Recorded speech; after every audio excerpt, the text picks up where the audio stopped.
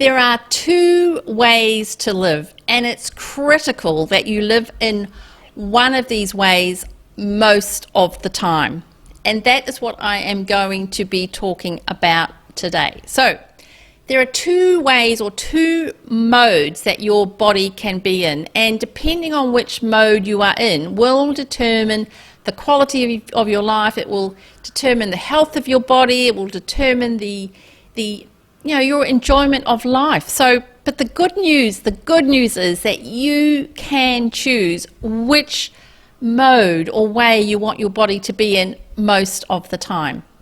So I am going to answer 5 questions, because by answering these 5 questions, it will put it all together for you. It will all make sense, and you'll know exactly what to do so that you live in the best way for you most of the time. So, number 1, what are those 2 ways to live, and how do you know which one you're in right now? So, basically your body is in one of 2 modes at any point in time. It's either in survival mode or it's in living life mode. So, big question.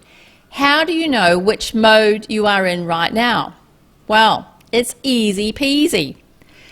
Just ask yourself, what are the overriding emotions you're feeling right now? So, are you feeling stressful? Are you feeling fearful, anxious, scared, angry, worried, afraid? Are you feeling busy? Are you feeling that life is just scary? Life is overwhelming. Life is hard. Life's a struggle. Well, if that's you, then you are living in survival mode.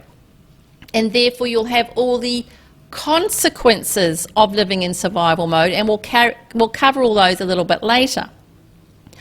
Alternatively, are you feeling full of love and joy and just appreciation and gratefulness and compassion and excitement and awe?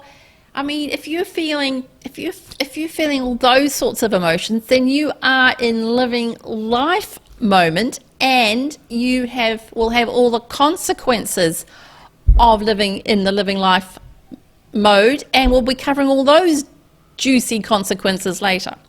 So obviously during the day you're going to fluctuate.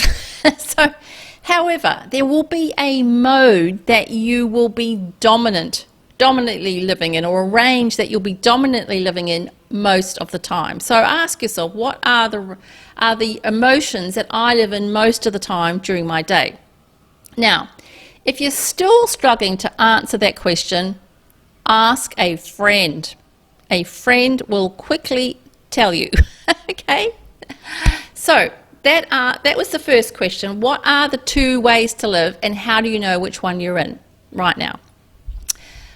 Question number 2, why do we have these 2 modes? So, we absolutely need both of these modes to survive and live life to the fullest. Thank goodness we have both of these modes. Now, the mode where we have all the joy and excitement and love life, etc., that is the living life mode, and that is the mode that we really want to be in most of the time. That's the mode that we've been designed to live in most of the time. However, from time to time, along comes something that threatens the survival of our body. Occasionally we might be chased by a saber-toothed tiger, for example. So what happens then is, if our body, think about it, if your body does not escape or survive the saber-toothed tiger, it's game over. Life is over. It's kaput time. It's the end of your living here on earth. So thankfully, when your body's survival is at stake, your body automatically puts you into survival mode. Thank goodness. And then once you've survived the threat, your body then automatically switches you back into living life mode, which is the mode that you're meant to live in most of the time. I mean, it all just makes wonderful, great sense, and it's all just been designed so wonderfully. So that answers the question of why we have these two modes. I mean, thank goodness we do. So question number 3, what are the consequences of each mode on your body and on your enjoyment of life? So I'm sure you can see that if you are being chased by a saber-toothed tiger, it is definitely not the time to stop and smell the roses. I mean, it's time to run, okay? It's so what happens is that the body goes, okay, it's time for survival mode. So what happens? What does this look like internally? I mean, what happens, okay? So, well, a lot of things happen. For example, your heart beats faster. Your blood pressure goes up so that you can run, you can escape, okay? Big things happen on your heart. And it's all hands on deck, all hands on the energy deck. So your health systems are switched off because there's no point. I mean, this is life and death. Who cares about health systems, you know, when you are dead? So your health systems, like your immune system is switched off. Your growth and repair systems are switched off. Your healing systems are switched off. I mean, because you're focused on surviving, escaping that saber-toothed tiger. That is the focus. And then as soon as you have survived or escaped the saber-toothed tiger, your body gets a sigh of relief. Oh, it's wonderful. And it just goes back into, or it's supposed to, goes back into living life mode.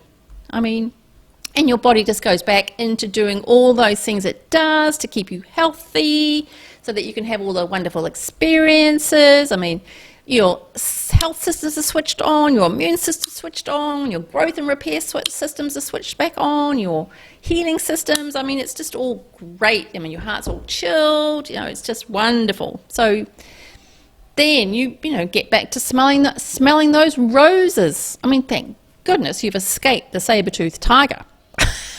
So that was a very high level, very high dramatic explanation of what happens to your body and your enjoyment of life when you're in each of those modes. It all makes sense, doesn't it? Yeah, I can understand now. That was the question. What are the consequences of each mode on your body and your enjoyment of life? So hopefully you like my dramatics there. So moving right along. Can you be in control of which mode you are in most of the time? Absolutely. And you absolutely need to be, because there's a wee trap, a very serious one. It's a potentially fatal one, actually, with these two modes. And why do I say that? Well, remember how I said that when you're in survival mode, your health systems are switched off? Well, think about it. If your immune system is switched off for too long, then you become very susceptible to diseases and viruses. And also think about it. If your heart is, you know, beating really fast and you've got high blood pressure and you've got that for too long, besides being exhausted, you're going to end up with heart issues. So being in survival mode, you know, it's a bit of it can be a wee trap. I mean, because if you're in survival mode for too long, your very survival will be threatened, because our bodies are simply not designed to be in survival mode for too long. So the moral of the story is that, you know, when you're being chased by the saber-toothed tiger, be in that survival mode for the shortest possible time, but as soon as you've escaped the saber-toothed tiger, get yourself back into living life mode. Get yourself back there as fast as possible. Well, you're probably thinking, well, how do I do that? Well, acquire happiness as your superpower, because then you'll be skillful at generating those emotions that keep your body in or switch your body to living life mode. Get skillful at generating emotions like gratitude and love and awe and excitement and appreciation and and kindness. Get skillful at those, and you can by acquiring happiness as your superpower. And the added benefit of acquiring happiness as your superpower is that you become aware of what will falsely put your body into survival mode. And there's lots of false triggers out there that will put your body into survival mode. Also, with happiness as your superpower, you will become very discerning about what you expose yourself to because you're very aware of the consequences.